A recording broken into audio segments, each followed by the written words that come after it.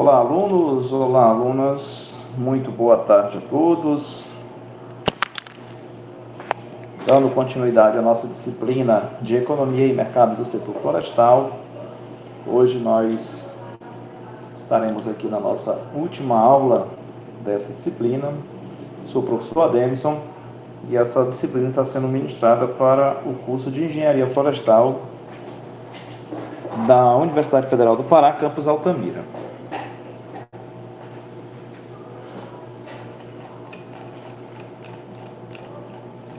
Então hoje nós vamos falar sobre o mercado florestal, de como esse mercado tem influenciado, quais influências, qual a participação do mercado florestal no PIB mundial, qual é as suas previsões, como era antes, como está agora e quais suas perspectivas. Peço a atenção de vocês ao nosso slide agora. Quanto à cadeia produtiva da madeira, que também é conhecido assim a economia do setor florestal, no mundo inteiro o setor florestal tem importância como fornecedor de energia ou matéria-prima para a indústria da construção civil e de transformação. No Brasil, apresenta-se ainda características mais singulares, pelo fato de o país estar entre os principais detentores de recursos florestais abundantes, sendo o único que possui extensa área de florestas tropicais.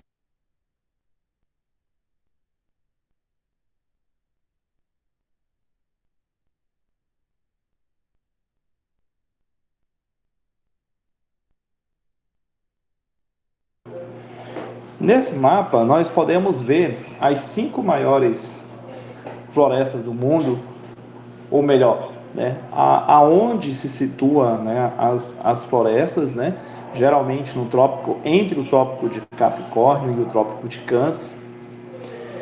E hoje as 5 maiores florestas tropicais do mundo estão no Brasil, na República Democrática do Congo, no Peru, na Indonésia e na Colômbia.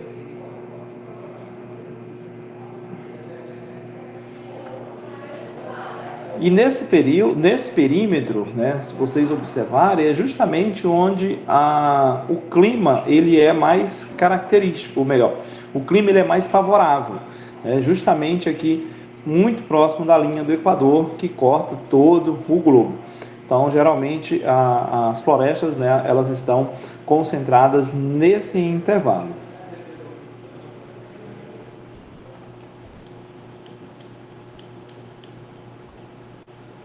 Quanto à cobertura florestal, o Brasil possui uma grande cobertura florestal, a segunda maior cobertura florestal do mundo, ficando atrás apenas da Rússia. O Ministério do Meio Ambiente estima que 69% dessa cobertura tenha potencial produtivo.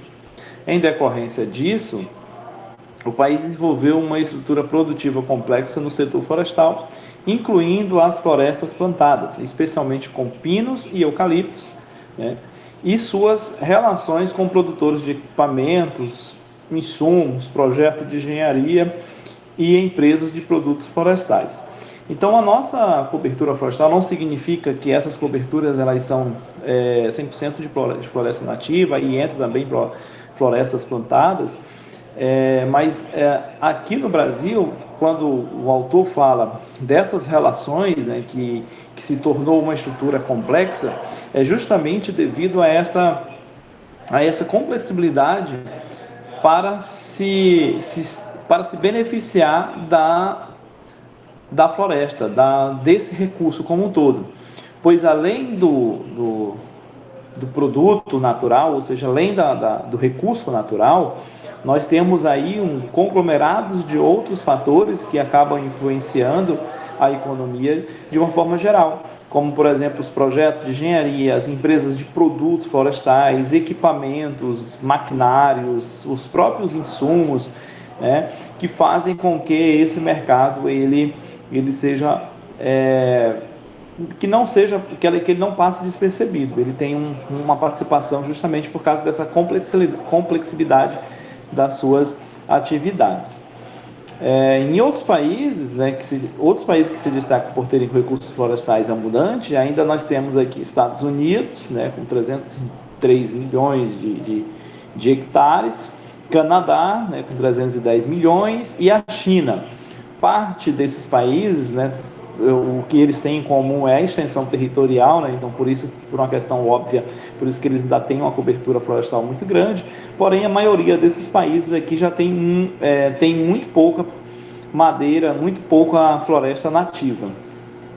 A maioria delas são florestas plantadas. E esse próximo slide ele fala justamente sobre isso, né? Que as florestas plantadas ela aparece também como um componente estratégico para países como China, né? Que tem lá 31 milhões de hectares de floresta plantada, isso aqui são dados de 2005, tá, gente? Rússia e Estados Unidos. Em 2005, o cenário das florestas plantadas inativas era esse daqui, né? Então, nós tínhamos aqui a Rússia, né, com 791 milhões de hectares, 791 mil, né, hectares de floresta nativas, né? Brasil com pouco mais de 16 mil hectares, ou melhor, desculpa, a Rússia com 791 mil de floresta nativa e 16 mil com florestas plantadas, né? Isso aqui é por milhões de hectares, viu, gente?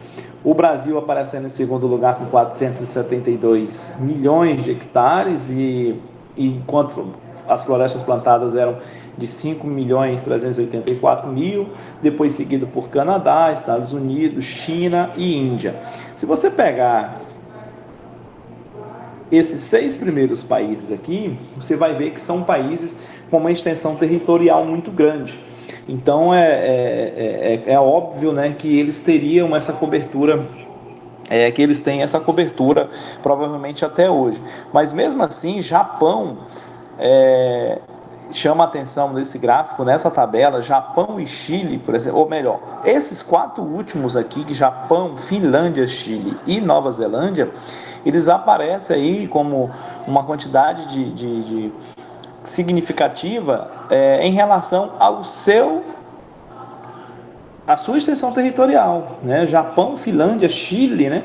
São extensões muito pequenas, né, de áreas em relação a esses outros países que estão na parte de cima da tabela, e por isso eles chamam a atenção e eles acabam aparecendo aqui. Isso aqui, gente, é reflexo de uma política ambiental, né, muito rigorosa, muito forte, e também uma conscientização da população do país como um todo em manter as suas florestas e utilizar ela de modo sustentável.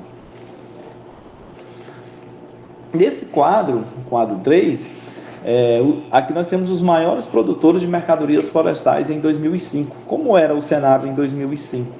Então nós temos aqui uma porcentagem, né, da produção global, onde em primeiro lugar aqui aparece madeira como combustível. A Índia, né, com 1,5 bilhão de habitantes, aparece aí com 17% dessa produção. A China, com mais 1 bilhão e 200 milhões, aparece em segundo aí com 11%, o Brasil com 8%, Etiópia e Indonésia. Tirando a Índia e a China, esses 3 últimos aqui, que são países em desenvolvimento, ainda utilizam a madeira como principal forma de combustível, né? Ou seja, a queima mesmo, né? O segundo item fala de madeiras em toras, né? Os Estados Unidos aqui aparece em primeiro lugar com 26%, né, de sua produção mundial. Depois seguido por Canadá, Rússia, Brasil e China. Madeira serrada também Estados Unidos, né, aparece aqui com 22%. Canadá, Brasil novamente em terceiro lugar, seguido por Rússia e Alemanha, né. Painéis de madeira, China, né, que é aquele laminado, né, que a gente chama, aparece a China, logo seguido Estados Unidos, Canadá, Alemanha. Aqui o Brasil nem aparece nesses dados do mundo. Celulose, nós temos aí Estados Unidos, Canadá, China, Suécia e Finlândia. E para a produção de papel e papelão, Estados Unidos, China, Japão, Canadá e Alemanha. Isso aqui são os maiores produtores de mercadorias florestais em 2005, né, relacionado ao mundo.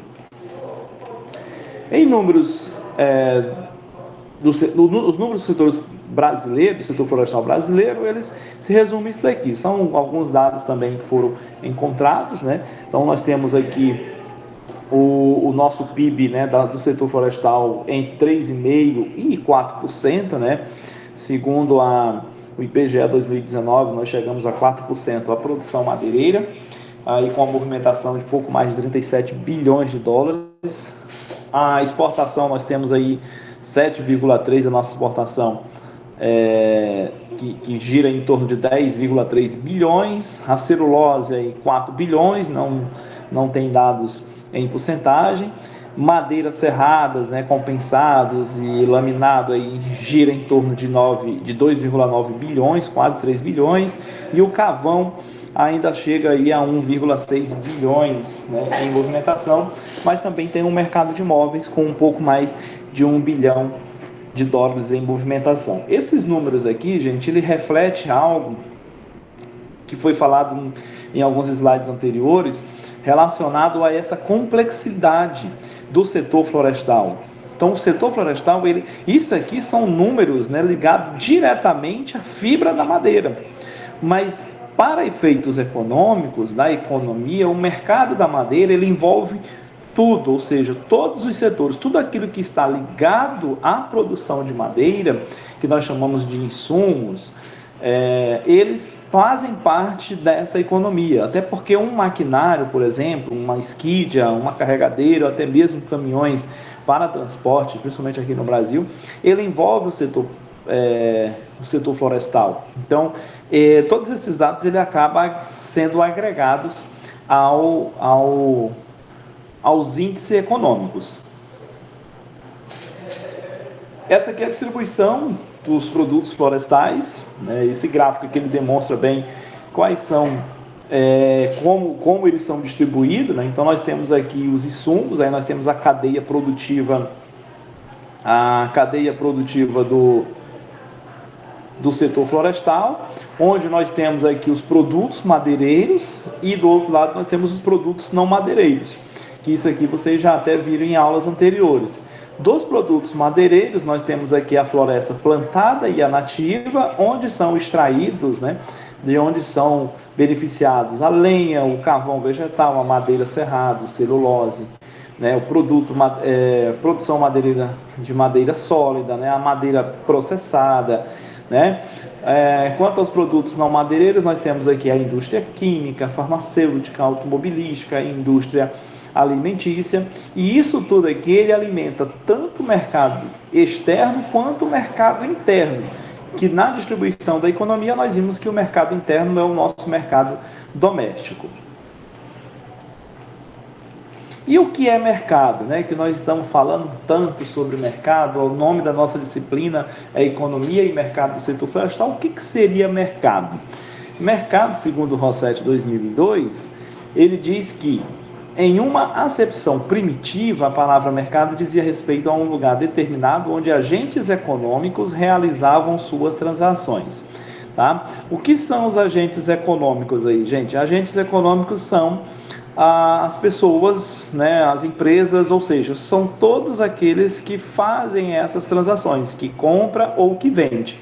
Então, esses são os agentes econômicos. Pode ser uma empresa, pode ser o consumidor final, família, governo e assim sucessivamente. Já para Passos e Nogames, 2003, mercado é um local ou um contexto em que compradores, né, que nós chamamos de demanda, e vendedores, que é a oferta de bens, serviços ou recursos, estabelecem um contato e realizam transações. Então, gente, resumindo em miúdos, o que é mercado? O mercado é aquele lugar onde as pessoas que vendem oferecem o seu produto e as pessoas que compram abarganham esse produto de quem está vendendo. Então, há uma troca desses produtos, né? Uma troca de bens ou serviço por dinheiros. Tá? Então, o mercado é nada mais, nada menos do que essa transação entre vendedor e comprador ou compradores. Já a oferta, que faz parte, que é um conceito que faz parte do mercado, inclusive é muito lembrado quando se fala da lei da oferta e da demanda. A oferta, na realidade, ela é a quantidade de bens e serviços que um ou mais agentes econômicos estão habilitados e interessado em colocar em certo momento, em certo mercado, por diferentes fatores determinados. Ou seja, quanto maior o preço, maior a quantidade de oferta. Quanto menor o preço, menor a quantidade de oferta. Eu vou dar um exemplo aqui da nossa região. O cacau, por exemplo. O cacau hoje está em alta. O preço está em torno de 16,50 o quilo. E isso demanda, e essa oferta, né, esse valor faz com que a oferta ela seja grande. Então, ou seja, existe uma grande quantidade de pessoas querendo vender o cacau, assim como qualquer outros grãos. Se caso esse preço desse cacau ele cai nesse momento, o que vai acontecer? Vai acontecer esse segundo fenômeno. Quanto menor o preço, menor a oferta. Ou seja, então pouquíssimas pessoas vão oferecer. Então, nesse caso, as pessoas vão preferir armazenar e esperar um momento, um melhor momento. E todos sabem que o cacau ele é negociado, né, uma commodity que está ganhando grande significância no nosso mercado, ele é negociado nas bolsas de valores, e principalmente nas bolsas de valores de Nova York. Por isso que há essa oscilação de preço. Então nós temos aí para o mês que vem a primeira safra, né, de 2021 na região do Xingu, né? Então nós temos aí um preço bem atraente que com certeza trará uma oferta, uma quantidade de oferta bem considerada. E aí nós temos a demanda. O que é a demanda? Também um outro conceito do comércio, né, que é a procura. A demanda ou a procura é a quantidade de bens ou serviços que os agentes econômicos estão dispostos e aptos a consumir em determinado momento, em determinado mercado, por diferentes fatores determinantes. No caso da demanda, há uma diferença nessa questão de oferta de preço. Por exemplo, quanto menor for o preço, quanto maior é o preço, menor vai ser a demanda. E quanto for menor o preço, maior vai ser a demanda. No caso da demanda, manda aqui o que for mais barato, certo? Porque aqui nós estamos, na realidade, à venda. Então, quando eu estou vendendo um determinado produto que o preço está baixo, então eu vou comprar bastante. Por exemplo, quando há uma baixa de preços, nós temos o exemplo do arroz, né? Que como teve pouca produção, então o arroz ele acabou sumindo. Então o preço fez o quê? Aumentou. À medida que o preço aumentou, houve uma redução na demanda. A mesma coisa foi a questão da carne de gado, né? Houve um aumento de preço, então houve uma diminuição na demanda. Se há uma diminuição de preço, vai haver com certeza um aumento da demanda. Então a demanda ela é, como se falando matematicamente, ela é inversamente proporcional à oferta. Que a oferta, quanto mais preço tiver, mais será ofertado. A demanda não. Quanto mais preço tiver, menor será ofertada, e quanto menos preço tiver, maior será ofertada. Então, se você ficar ligado aqui nessa transação, nessa jogadinha, você consegue entender o que seria essa lei da oferta e da demanda. Lembrando que quando se fala lei da oferta e da demanda, não significa que é a mesma lei. Existe a lei da oferta e existe a lei da demanda, beleza? No próximo slide, nós temos um gráfico aqui que é muito importante, que retrata aqui o equilíbrio do mercado. Então, voltando ao assunto da oferta e da demanda, por exemplo. Então, nós temos aqui o preço e nós temos aqui a quantidade no eixo X. Vamos falar primeiro da oferta. Então, quando há um aumento do preço da oferta, há um aumento da quantidade demandada. Ou seja, quando há um aumento da oferta, há um aumento da produção, da quantidade ofertada, certo? Quando há uma redução de preço, há uma redução da quantidade. Ou melhor, quando há um aumento de preço, por exemplo, no caso da demanda, o preço está alto, né? Então há uma quantidade muito pouca, né? Olhando pelo gráfico. Se o preço vai baixando, a quantidade ela vai aumentando. E o equilíbrio do mercado ela é justamente o centro dessas duas forças. Tá? Por que o centro dessas duas forças? Porque o ideal, o equilíbrio do mercado, na realidade, ele é o quê? quando um produto ele é ofertado para um comprador, e o comprador está disposto a pagar o preço que foi oferecido, dizem os autores, né, dizem os economistas, que nós chegamos a um ponto de equilíbrio. Significa que o valor está compatível com o mercado. Ou seja, eu como comprador estou disposto a pagar e o vendedor está disposto a vender. Então esse equilíbrio de mercado ele é feito por uma movimentação, né, por um comportamento dos próprios consumidores. Vamos dar um exemplo da carne hoje. Hoje, por exemplo, o preço da carne ela está, assim, falando de uma maneira grosseira, um absurdo, podemos dizer assim. Eu, por exemplo, não estou disposto a pagar esse valor. A maioria da população não está disposta a pagar o valor que está sendo oferecido no preço da carne bovina. Certo? Então, o que está havendo aí? Está havendo um desequilíbrio no mercado. Então, poucas pessoas vão comprar carne. Agora, quando isso se equipara e que há uma relação entre o comprador e o vendedor, e que os preços estão compatíveis, né, com o mercado, compatíveis com toda a cadeia econômica, família, governo, imposto, né? E isso significa que nós conseguimos atingir o equilíbrio do mercado, tá bom? Se vocês quiserem pesquisar um pouco mais sobre o equilíbrio do mercado, vocês podem acessar a internet, que terá inúmeros outros autores falando desse mesmo ponto de equilíbrio. O mercado, gente, ele se estrutura em uns alicerces, né? Então ele tem como alicerces aqui 3 variantes, que é justamente, como eu estava falando do equilíbrio, nós temos que ter esse equilíbrio. Então, por exemplo, as diferentes estruturas de mercado, elas estão alicerçadas em 3 variantes principais. Primeiro, o número de empresas produtoras que atuam no mercado, a diferenciação do produto ou serviço e a exigência de barreiras como forma de limitar a entrada de novas empresas. Então, esses são os 3 alicerces, né, da estrutura de mercado. Como nós estamos em uma economia descentralizada, né, de modelo econômico descentralizado, um país capitalista, né, onde você tem a livre livre economicamente, né, a livre concorrência, a livre abertura de empresa, ou seja, você pode abrir qualquer negócio, então você pode criar o seu empreendimento, né? Ele tem um número infinito aí de você abrir o seu negócio, então você é livre para abrir qualquer atividade do ramo que você bem entender, certo? Diferente de países socialistas. Por exemplo, um país socialista, quem coordena toda essa parte de abertura de empresa, o ramo de atividade, é o governo. Então, por exemplo, se você quiser abrir uma empresa,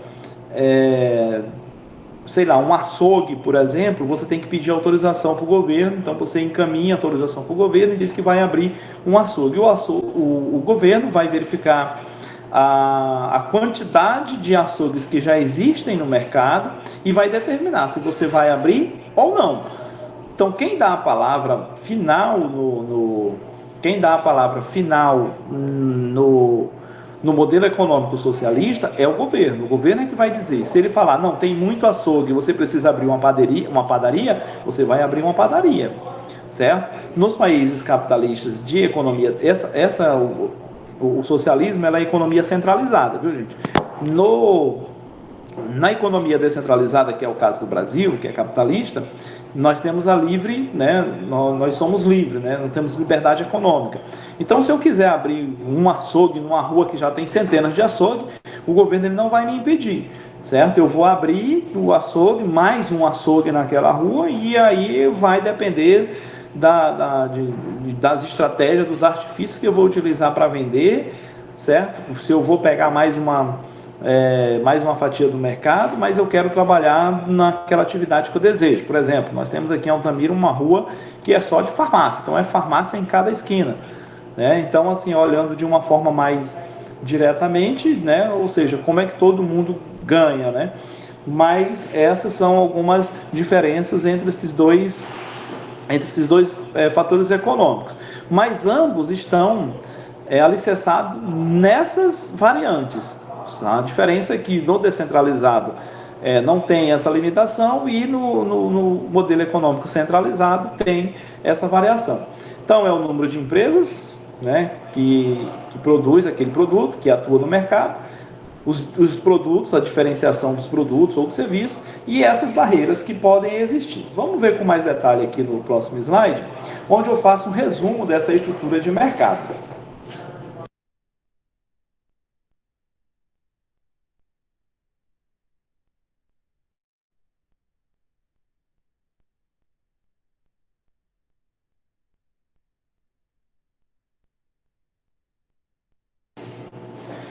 Muito bem, então na estrutura de mercado, elas são divididas aqui em concorrência perfeita, monopólio, concorrência monopolista e oligopólio, que na primeira coluna vocês estão observando.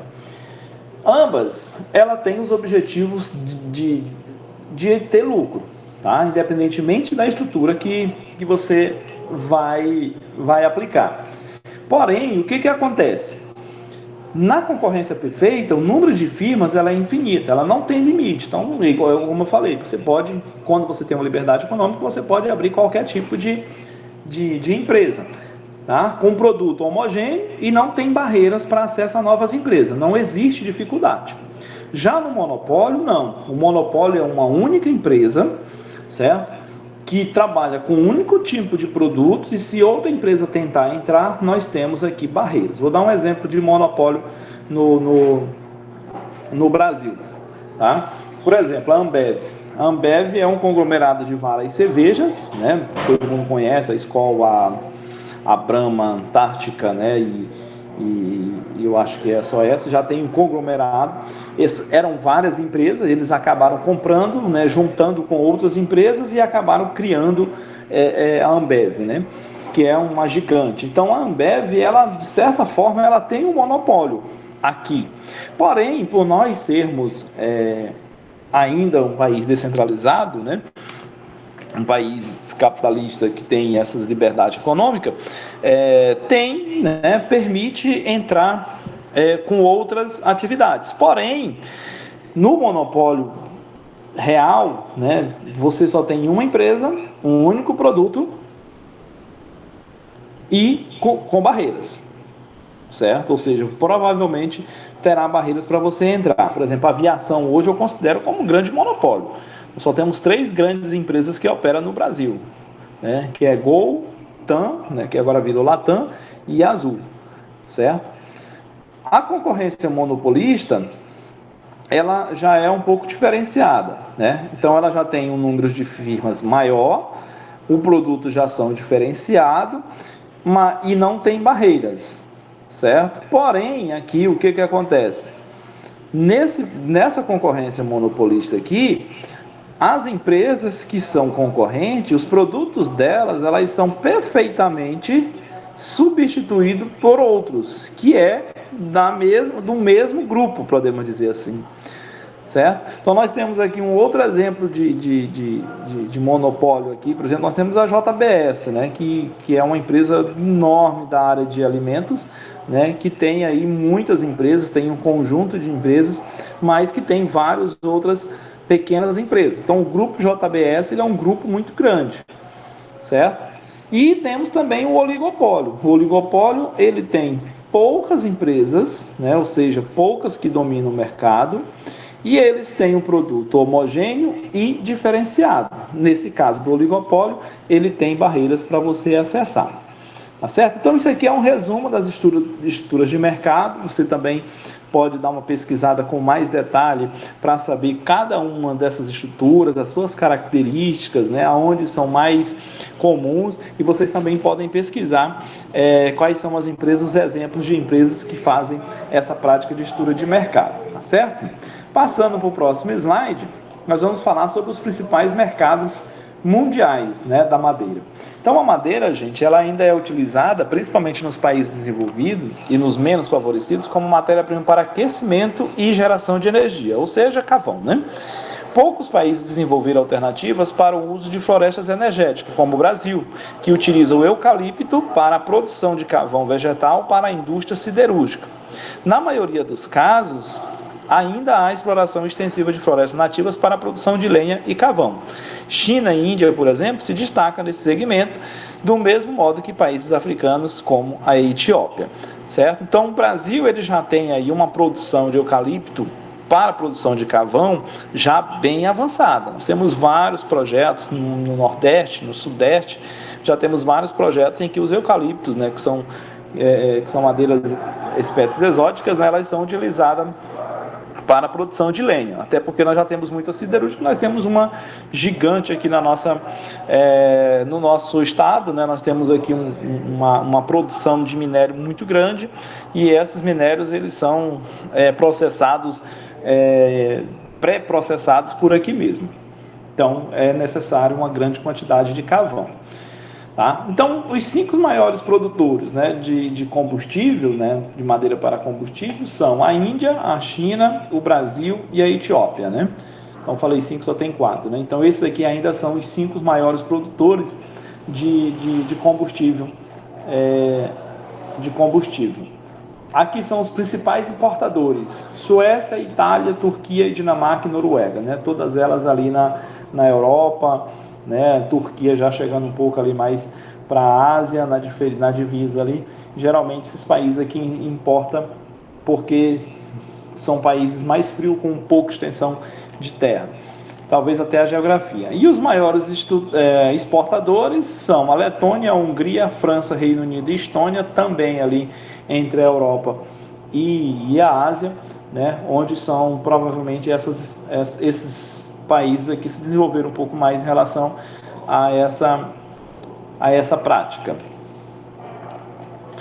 Quanto à produção madeireira em tora e cerrada, nós temos a seguinte situação: a produção de madeira em tora está vinculada à indústria da construção civil e imobiliária.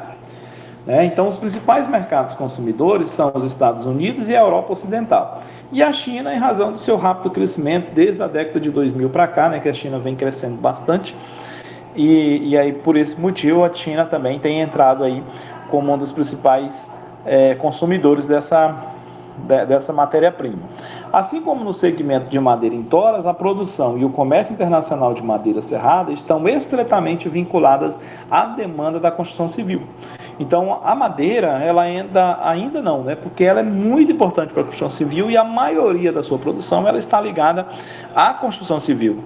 Né? Então, quem demanda, né, a maior demanda é para atender esse mercado, esse vínculo.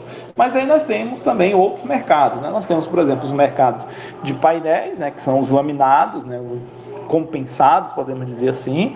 Nós temos o MDFs e o MDP e os aglomerados, né, que são derivados também na madeira, a própria celulose e o próprio papel já como produção final, que também aí tem um valor significativo. Nós vimos inclusive naqueles números aqui, todos eles aí acima das casas de 1 bilhão aí de movimentação em dólares, né? No mercado nacional, gente, nós temos o Brasil, né, que é um dos principais do mundo, né, em termos de área florestal. Em 2005, né, em termos de participação global, de acordo com os dados da FAO, né, e da ONU, o Brasil ele possui respectivamente 57% da área florestal sul-americana e 12% da área total mundial. Ainda temos uma área muito grande, né, mesmo com tanta devastação, mas ainda temos uma área muito grande. Temos que preservar, temos que ter políticas mais adequadas para isso. E nesse meio aí nós temos a silvicultura, né, que é uma atividade que na atividade florestal pode se definir 2 tipos básicos de exploração econômica, onde nós temos a exploração das florestas nativas, né, com ou sem reposição, né, e na maior das partes das vezes ela é extensivamente, e as atividades de reflorestamento, né, com base no plantio, no caso brasileiro, de floresta com espécies exóticas, em particular o pinus e o eucalipto, e em menor medida de espécies nativas, né? Hoje, né, atualmente, a cobertura vegetal no território brasileiro em florestas densas gira em torno de 59%. As florestas densas, gente, elas são as mais utilizadas pelas indústrias de processamento mecânico. Então, o Brasil ele possui aproximadamente 500 milhões de hectares cobertos por floresta, de acordo com os dados obtidos pelo Serviço Florestal Brasileiro e com base em pesquisa do IBGE em 2018, 97% dessa área é composta por florestas naturais. Né? A nossa sorte é que não se acabou tudo ainda, porque grande parte dessas florestas elas são submersas, né? São ali em regiões alagadas, principalmente do estado do Amazonas, né? O próprio Pará também tem várias florestas ainda ou seja, em regiões alagadas, né, de muitíssimo difícil acesso, e é por isso que ainda nós temos ainda, senão já tinham levado tudo. Então nós temos aqui uma série histórica, né, segundo o Sistema Nacional de Informação em Floresta, da evolução, né, da quantidade de metros cúbicos de madeira extraída, né, por tipo de floresta e por finalidade. Então nesses dois gráficos nós temos aqui dois tipos. O primeiro gráfico, gente, vocês podem ver aqui, é o de floresta natural, e o segundo gráfico é o de floresta plantada. Nesse primeiro gráfico a gente vê uma redução, né, da extração de madeira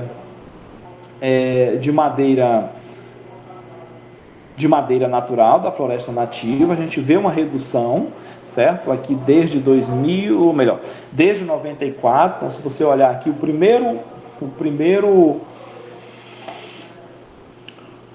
gráfico, né, o primeiro pilar que é de 94, nós tínhamos aqui uma quantidade muito grande de exploração de florestas nativas, e devido às intervenções do governo e várias outras coisas, nós tivemos uma redução significativa, inclusive menos da metade, eu acho que um quinto do que era derrubado aqui, foi derrubado em 2007. Então, por esse gráfico, é possível ver que houve, né, uma quantidade enorme de redução no desmatamento das florestas naturais, certo? Desse gráfico, então, nós podemos ver que essa parte mais clara eram as madeiras que eram utilizadas para a indústria, e a parte mais escura eram as madeiras que eram utilizadas ainda para combustível.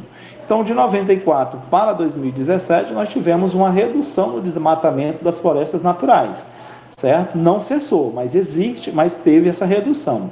Já na floresta plantada, nós tivemos um aumento, né? Inclusive para a utilização de quê? Para a utilização de indústrias em floresta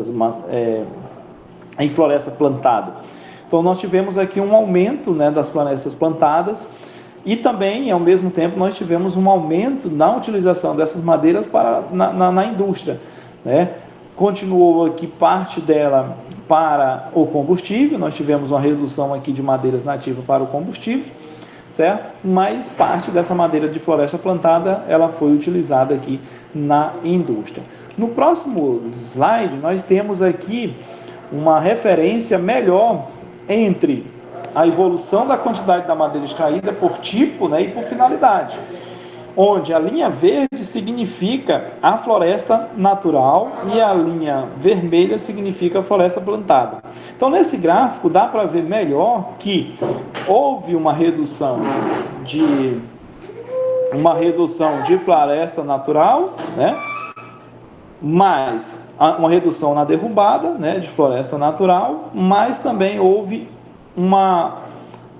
não cessou, certo? Houve apenas uma redução no desmatamento, mas ela não cessou, enquanto na floresta plantada houve um aumento na sua produção, certo? Então, resumidamente, não acabou, nós já tivemos pior, né? Desde 95 até 2003 nós tivemos grandes picos, né, no desmatamento. No próximo gráfico aqui a gente vê a taxa anual de desmatamento na Amazônia desde 98, ou melhor, desde 88, né? Nós tivemos aqui um alto índice aqui na década de 90, em 95, né? Nós tivemos esse pico, depois nós demos uma reduzida de novo. 2002, 2003, 2004 nós tivemos uma alta, né, significativa, e depois nós tivemos redução aí com a criação do novo Código Florestal, com maiores intervenções do governo, né, o governo também com algumas medidas mais duras, mais protetivas. Então nós tivemos uma redução chegando ao menor índice em 2012. Mas a partir de 2012 nós tivemos altas ainda, né? Nós tivemos um aumento no desmatamento da Amazônia Legal, porém esse desmatamento ele continua aí em uma taxa relativamente baixa. Não acabou, né? Não houve uma redução em relação aos outros anos, certo? Mas nós tivemos bem pior em tempos atrás, certo? Mas não acabou, né? O desmatamento ele continua. Por exemplo, agora nos últimos anos nós tivemos aí, os 2, 3 últimos anos, nós tivemos aí uns números alarmantes, né, de derrubadas, né, de derrubadas ilegais, de florestas derrubadas, de incêndios, certo? Mas mesmo assim nós ainda estamos aqui dentro do limite. Esses dados não estão atualizados com 2019 e 2018, mas esse outro dados aqui, ele mostra que a taxa total de desmatamento, né, segundo o DET, né, que é um departamento de monitoramento, de maio de 2004 até outubro de 2017. Nós tivemos em 2004 aí um pico, né, no total de desmatamento. Depois nós tivemos aí uma queda, né, desse desmatamento, mantendo-se aí abaixo de 5 mil quilômetros quadrados essa área desmatada. Quanto a alertas de alteração na cobertura florestal, nós tivemos aí de 2007 até 2013, né, os estados da Amazônia Legal aí, vários, né, alertas, sendo destaque aí o estado do Mato Grosso e o estado do Pará. Isso aqui por uma questão bem óbvia, né? Primeiro, por ser 2 estados grandes e por as madeiras estarem mais acessíveis do que, por exemplo, no Amazonas ou no Acre, né? Então, se você observar aqui, ó, na primeira linha, o estado do Acre, apesar também do Acre ter uma extensão territorial pequena, né? Mas houve poucas alertas de alteração. Já no Mato Grosso e no Pará, até pela expansão também da pecuária, houve aí vários alertas, né? Em 2011, inclusive, eu acho que foi os maiores no Mato Grosso e no Pará. Então, foi os 2 estados aí que se destacaram nesses alertas de alteração de cobertura florestal. Segundo a FAO, entre 2010 e 2015, o Brasil reduziu em 987 mil hectares suas florestas naturais. Então, houve uma redução de quase 1 milhão aí de hectares. O mercado de produtos florestais no Brasil em 2017 foi o seguinte, né? Então, celulose, né, movimentou aí 17 milhões de toneladas, cerca de 23 bilhões de dólares. De papel, 10 milhões de toneladas, né, cerca de 40 bilhões. Nós tivemos aí também papel de madeira de reflorestamento, que movimentou aí 7,8 milhões de metros cúbicos, né, não tem informação.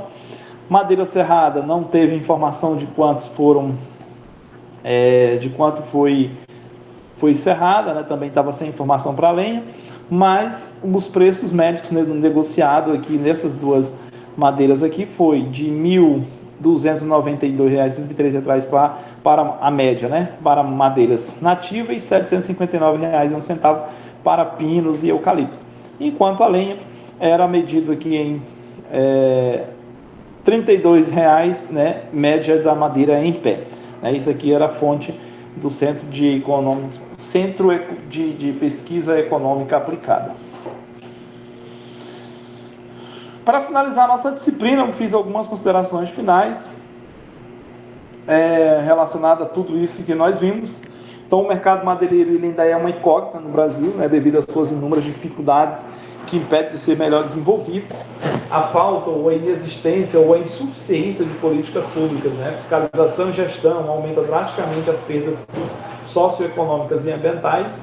Mesmo com o Código Florestal rígido, né, depois de tantas atrocidades como conflitos agrários, homicídio de líderes comunitários e a criminalização de poceiros e agricultores sem títulos de suas terras, faz com que o Código não atinja seu objetivo. Todas essas lacunas elas trazem prejuízo mensurável para a economia, meio ambiente e social, reduzindo o índice importante da economia, além de contribuir para a redução de geração de empregos e renda. Então, gente, essa foi a nossa disciplina de economia e mercado